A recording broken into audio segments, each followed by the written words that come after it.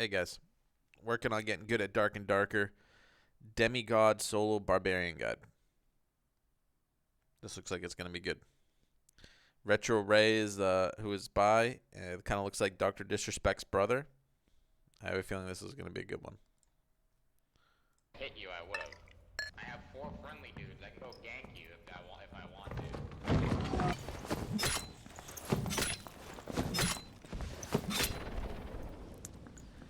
Go get your friendly dudes to gank me, bro. This is gonna You be guys good. asked, and I delivered.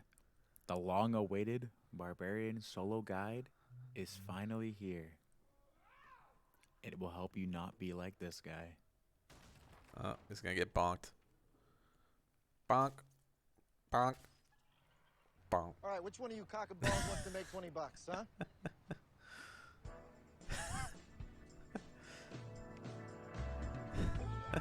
This is fantastic editing.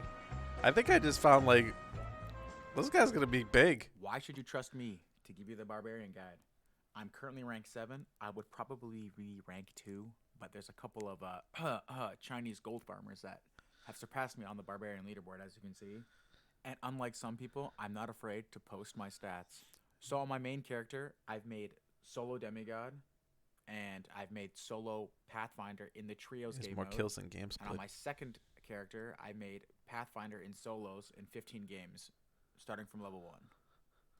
Step 1 in becoming demigod on Barbarian is to create an extremely good name.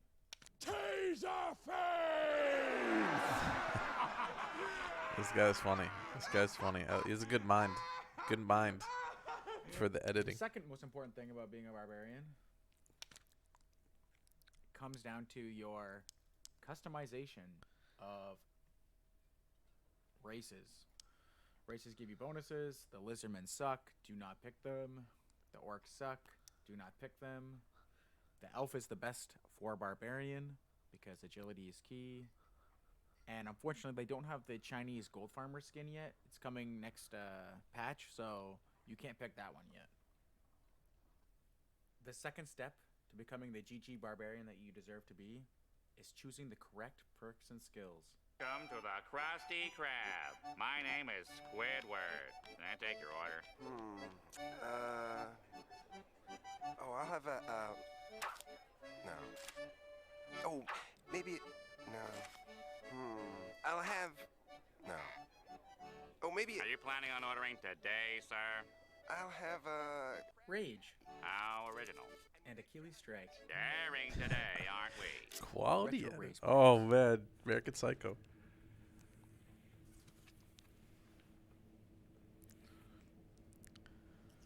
Guy's just an arsenal of all the best memes into one video. Oh, there it is. Look at those perk picks. The great combination. Oh my god. He even has Iron Will. On a serious note, these perks are non-negotiable. You need to have Rage and Achilles Strike as your skills, and you need to have these 4 perks as your perks that you're picking for solo. Iron Will lets you kill any caster class and helps you avoid ranger knockback. Robust is one of the best skills in the game. 15% extra health is non-negotiable. You're already squished given the stat split between vigor and strength, so it's much harder to get more HP. So Robust is #1 pick. Berserk is extremely good for when you're getting your ass whipped. It's not as good as a flat perk, but this thing saves your ass many times. Doing upwards of like 25% extra damage when you're about to die can be the difference between 2 extra hits and 1 extra hit. And 1 extra hit can save your life. So Berserk is also a... And Crush is so good. It's so busted. I don't know why anyone would want to get rid of Crush. It lets you kill crates. It lets you kill chests really quickly. Even if you're using a Zweihander, which has a low impact power. Never It lets used you do Zweihander. disgusting moves. Always use with Felling the Axe. Zweihander like this. Oh. And on top of all that, it sets the pace for your game. Alright, step 4 is weapons. What weapons are meta? #1 meta weapon is definitely the Zweihander. followed by the war maul, and after that is the felling axe. The Zweihander is the best weapon in the game. I can't say that I was the first one to use Huh. it, but Best weapon I in feel the like I game? made it really popular at least Okay. in the Discord after I was shown the way by Okay. none other than I'll give it a Disney. try.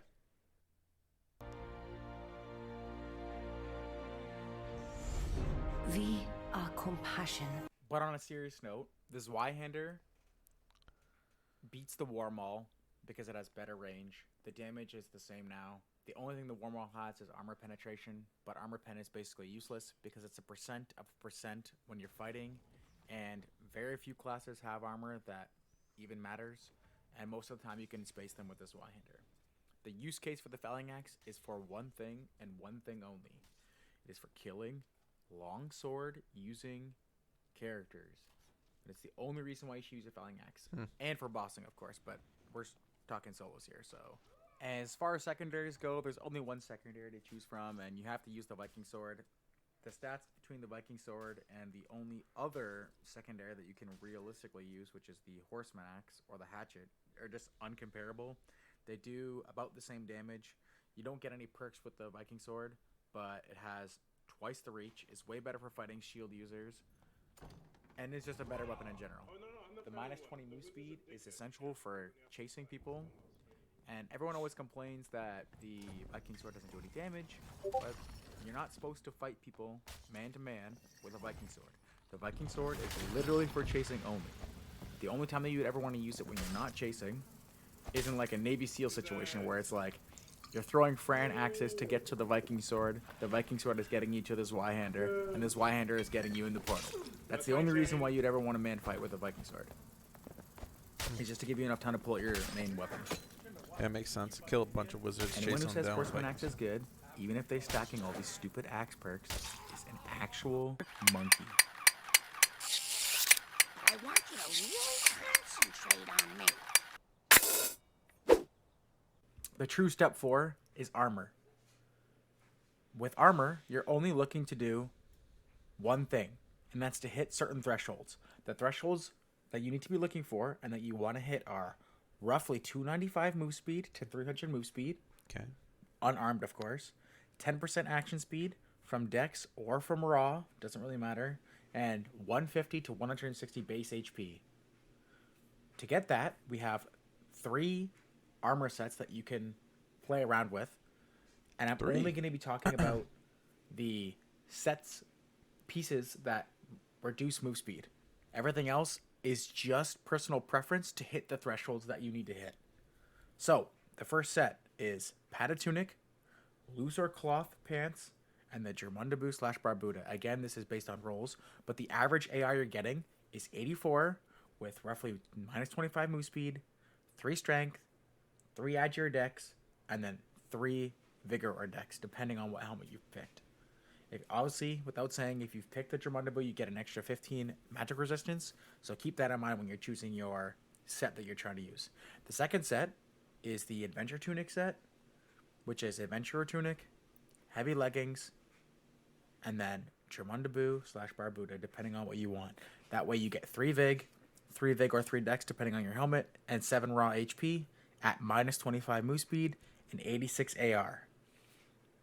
And the worst set of the 3, but arguably the cheapest set because nobody is really running Regal or Leathercap because no one's playing Slayer Fighter, is Regal Gamson, loose trousers, Leathercap. You get 6 Vigor, 3 Agi, minus 25 move speed, and only 75 AR.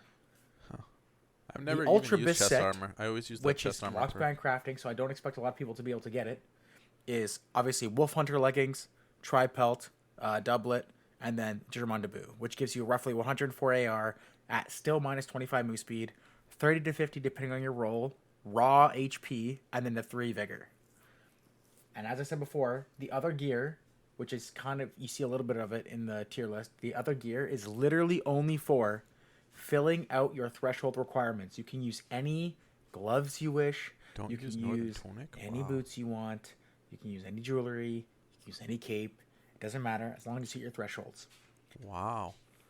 No last northern tier is gear tunic. that's I not always usable, use and I'll go northern over tunic why I if I'm believe gonna all run of these chest. pieces are Wow, unusable. this is Heavy leather, good God. heavy boots are too slow, and the armor trade-off is not there, and strength is a bad stat.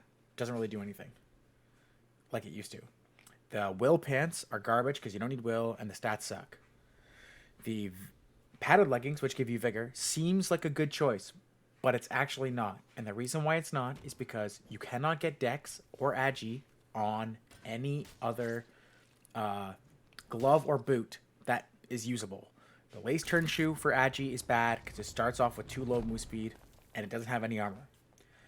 The Dex gloves, which are leather gloves, only give you 1 Dex and not 3 like you can get on vigor or strength. So doubling up on those stats when on the pants is not worth it. Plus, it's the highest negative move speed at 6 versus 5 and 3, and just no point in using them. The Northern Full Tunic, I don't even need to talk about it. It's minus 25 move speed, far too slow. Even in fucking trios, I think it's garbage. It's far too slow. Unless you have like some like legendary roll, which has like a billion stats on it, it's just trash. Or if you crafted the Tripelt one, which gives you the percent HP, but hard to craft, and I don't even know if then you'd want to run it, but it's really bad. All you're getting is magic resistance, and you don't need it because Iron Will got buffed, and I mean, magic resistance is good, but it's not necessary on that roll or on that piece of equipment. And then Vigor Boots, again, same thing as the Vigor Pants. You're kind of doubling up on stats that you can't get anywhere else, and you're sacrificing either move speed or dexterity or both, and it's really not worth it. You can get the Vigor from any other piece of gear. It's not that big of a deal. So yeah, those pieces of gear are just basically unusable. And then obviously you can craft gold and stuff if you're that far, but most people aren't that far ahead.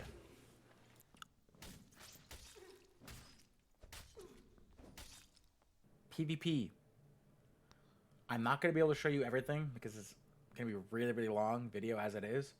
But I'm going to give you a quick tier list, and then I'm going to show you some like tips on certain things that I see people complain about over and over and over again in the Discord and on Reddit.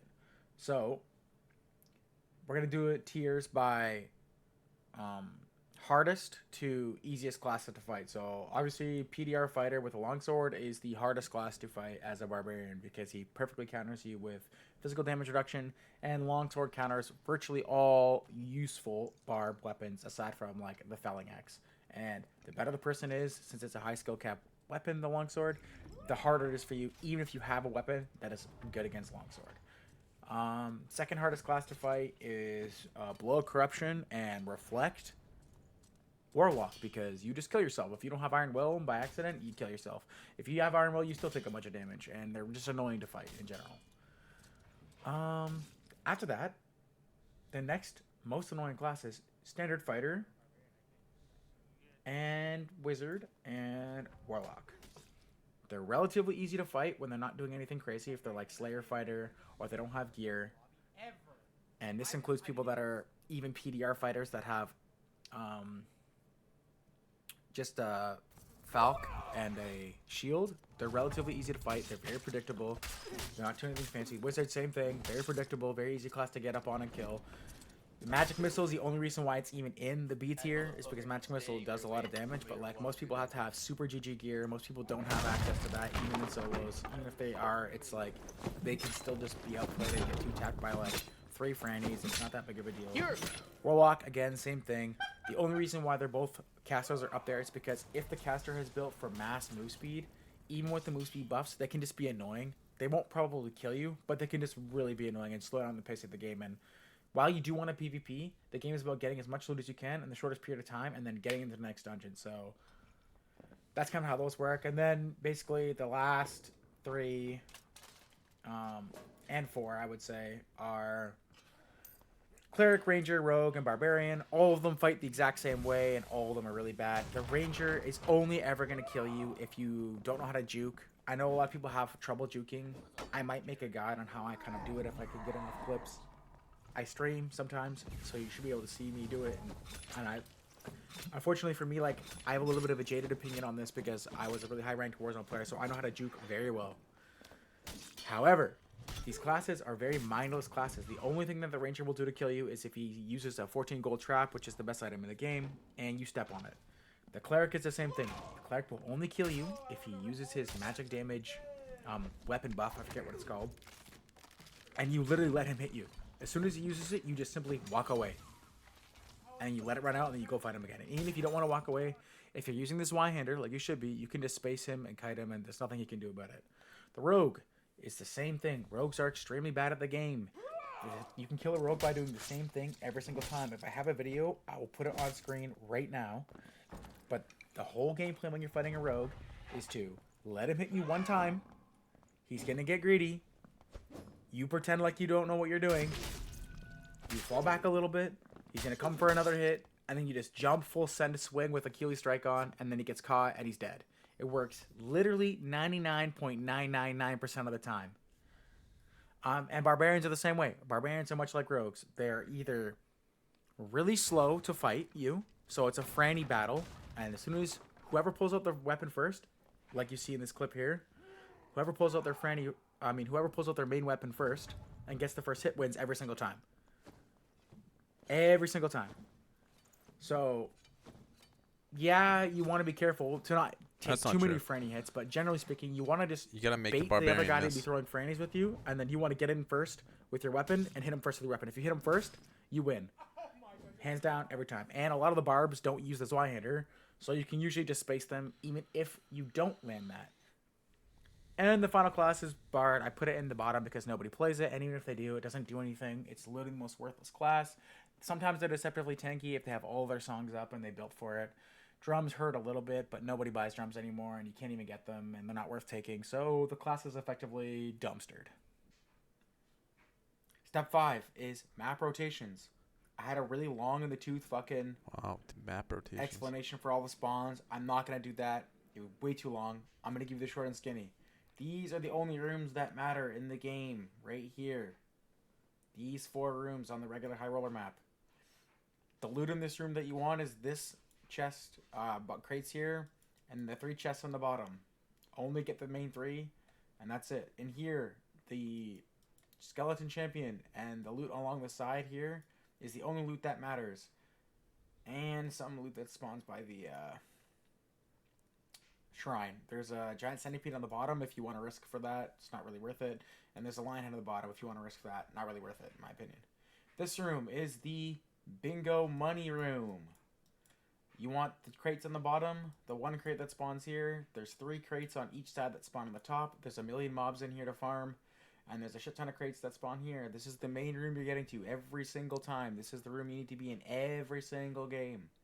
There's a lion head that spawns here, a large crate that spawns here, a large crate that spawns here, and a large crate that spawns here.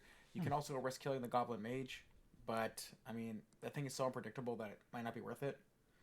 But I do it on occasion. The third, or the final room that you should be in is the fucking static room. And the static room has crates on the spawn, 1 crate here, 2 crates here, and 1 crate here. And this is the second best room because there's also a guaranteed unlock line set here. And this is the second best room. You want to be farming only these 4 rooms. All the other rooms are bad. In the treasure hoard room, which is down here, like there's chests, but not worth going to. Takes too long. Black goblin archers, yada yada, garbage. In here, there's a lion set here, and there's a centipede here, but again, not worth farming. In this room, though, there is a crates, here. So if you spawn at like one of the top spawns like this, you could just go like this and hit the crates and then leave up to the top room. This tile is dead. This tile has 2 chests in it, 1 here and 1 under the stairs, and it has a centipede in here, but again, effectively a dead room. No reason to go in here. If you somehow are in the middle, and there's a million players there, which there will be, there's a couple crates on the bottom side here. Those are worth getting, but effectively another dead room. So this is it. That's the only solution you have, is you got to play top 3 rooms. If you're playing on the Goblin Caves normal map, or zombie map, same thing still applies. These are the only 2 viable rooms. You get to these rooms and you get the loot. This room is okay as well because there's a couple crates in the corner here because it's the same as the other tile. Obviously the crates are on the side here, and then the top, the lion's head. You get the idea. And here, same thing applies. Skelly Champ spawns here. And there's good loot along the side like this. The lion's head on the bottom. Dude, this guy's like fucking John Madden. This And is yeah, every other John room in this Madden, fucking dude. game X's and O's. absolutely This sucks. In is, here, you can I get a guess this is couple what of the makes a crates, difference but again, between a this demigod and a corner lower of the rank. map effectively dead garbage. Effectively dead garbage because this is one of the high roller tiles that sucks. This is the basic low roller tile, but nothing is in here but those bats, and it sucks. There's a centipede on the bottom, but not worth getting. Centipedes are they're really good, but the problem is rings don't actually offer you any real AP value, so it's really not worth taking. Only do centipedes for the points for killing them, and if you're really a broke boy and you need to get the jewelry's actual stats, but not really worth it. And then on the low roller map, which forces you to PvP because there's no loot on the map, there's only technically 2 good rooms, and it's these 2 rooms here. These are the only viable rooms to go to because there's a lion head that spawns up top and 4 mobs, 2 crates that spawn right here, and a bunch of chests along the side. And then underneath there's a lion's head and a mage and bola slinger and a regular goblin, but there's also a lion's head underneath to farm.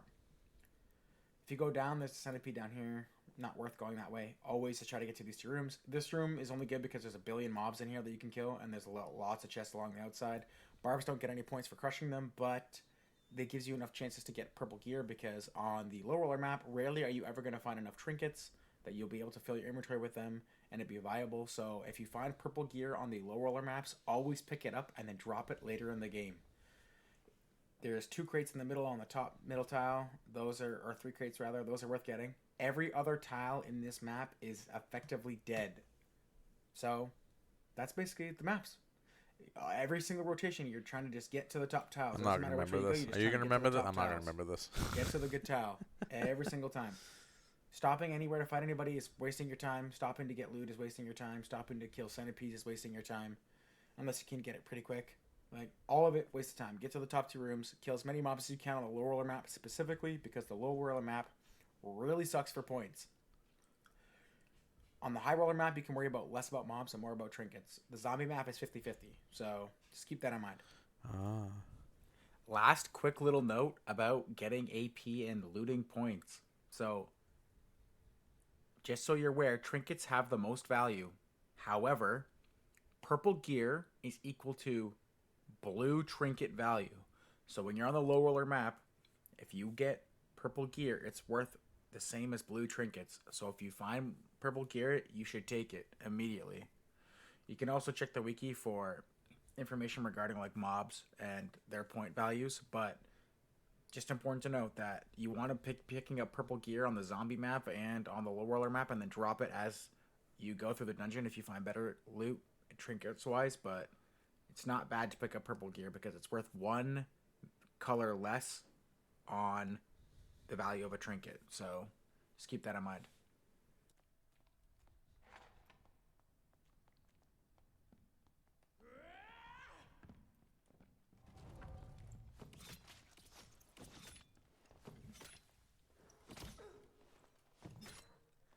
Clips aren't from like my top exemplar games. How the fuck because do you I throw would just throwing stream axes them so and I didn't accurate? get to download I the always stream miss them shits. and stuff like that. And even my demigod play, I only played.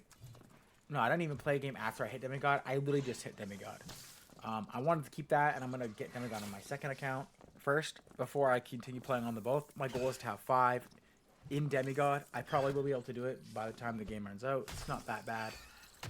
And yeah, so if there's any other questions or things you don't understand, you can leave a comment, or you can go to the Discord in the Barb chat. I'm Wow. there virtually all the time.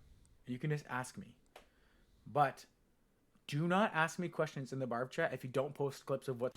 This was a really good video. I mean, the editing, the memes that kept me engaged in the beginning, and then it went long into the John Madden maps. I think that was kind of, I don't know. I'm not that hardcore yet, but I gotta learn the maps. This is how he gets the most AP, so it makes sense. Overall, great video. I think it's one of the best Barbarian Guide videos I've ever seen. So I'm going to give it a fucking 10. 10 rating guide. This is the best I've seen compared. Actually, wait on. Like, we got to do the one bite. Everyone knows your rules, right? I can't. It's a 10 is a rookie score. This is the first reaction video. So I'm going to give it an 8.7. 8.7. This video, Barbarian Guide. keep an eye on this guy. He's gonna be good. He's only got 124 subscribers. Subscribe to his channel. I'm gonna throw a subscribe, and yeah, and we get a like. Make sure you like as well. So yeah, check out the video. Give him a like, subscribe. I think this guy is gonna be somebody good to watch in the future.